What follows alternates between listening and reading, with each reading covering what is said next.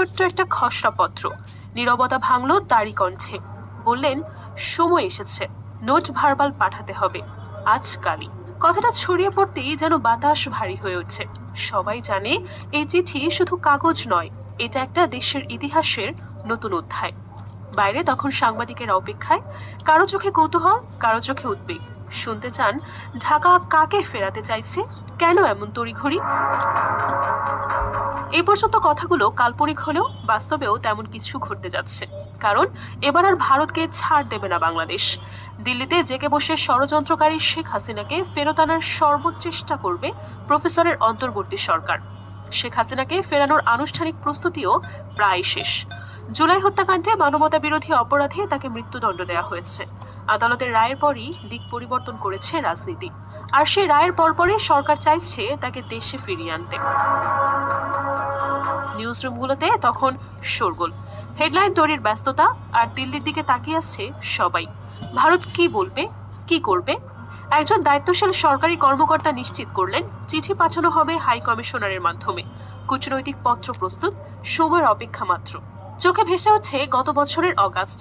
রাস্তায় উত্তাল জনতা, হঠাৎই অস্থিরতা, গুজব, দৌড়ঝাঁপ, ভাঙচুর, পাল্টা স্লোগান, সব মিলিয়ে এক অদ্ভুত অস্থির সময়।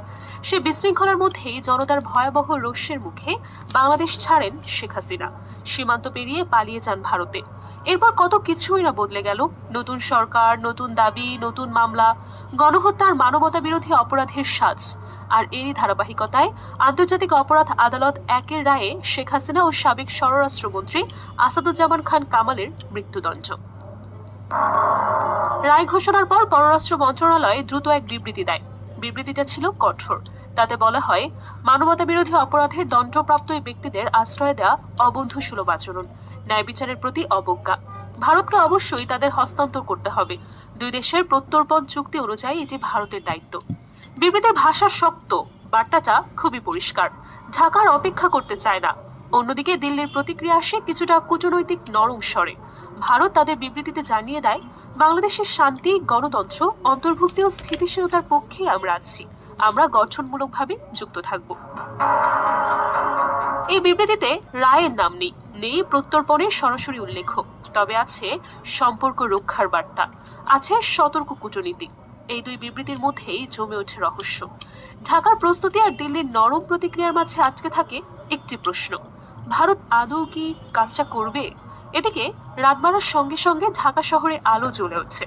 ফ্ল্যাটের বারান্দায়, চায়ের দোকানে, রিকশার পাশে সবখানি একই আলোচনা। কেউ বলছে ভারত ফেরত পাঠাবে, কেউ বলছে মামলা মোকদ্দমা